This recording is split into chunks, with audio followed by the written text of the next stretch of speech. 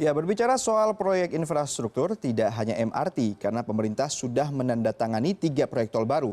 Dengan penandatanganan perjanjian pengusahaan jalan tol untuk 3 ruas tol baru tersebut, maka para pemegang konsesi dapat melanjutkan ke tahap selanjutnya, yakni melakukan lelang konstruksi hingga proses pemenuhan fisik jalan tol. Apa saja tol baru Jokowi tahun 2017? Berikut kami hadirkan proyek tol baru era Jokowi, kami akan membahas lebih lengkap. Baik, kita lihat pertama yaitu tol baru Sumatera Utara. Pekerjaan jalan tol ini akan dilakukan oleh perusahaan joint venture dengan porsi kepemilikan utama karya sebesar 40%, jasa marga 30%, dan Waskita Toll Road 30%. Pekerjaan ruas tol Kuala Tanjung Tebing Tinggi Parapat yang menjadi penunjang destinasi kawasan Danau Toba ini memang diharapkan dapat mendongkrak jumlah wisatawan yang datang ke Danau Toba dan juga Sumatera Utara. Data terakhir menyebutkan bahwa jumlah wisatawan yang menuju ke Sumatera Utara itu sejumlah 200.000 dengan 60.000-nya merupakan wisatawan yang mengunjungi wilayah Danau Toba.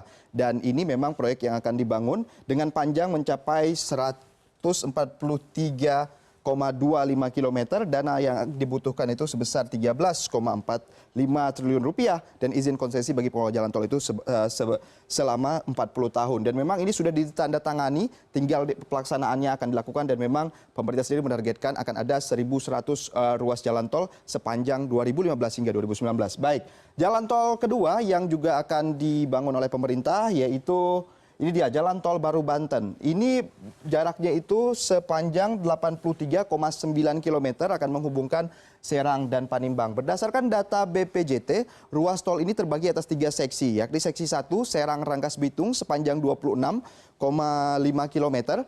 Seksi 2, Rangkas Bitung Bojong sepanjang 33 km, dan Seksi 3, Bojong Panimbang sepanjang 24,41 km. Untuk membangun proyek ini sendiri, dana yang dibutuhkan itu ialah 9,63 triliun rupiah dan juga izin konsesi yang sama selama 40 tahun. Dan kita lihat lagi, tol baru ketiga yang juga akan dikerjakan mulai dari tahun 2017 ini, yaitu tol Cilenyi-Sumedang-Dawan atau juga yang kerap disebut dengan Cisumdawu.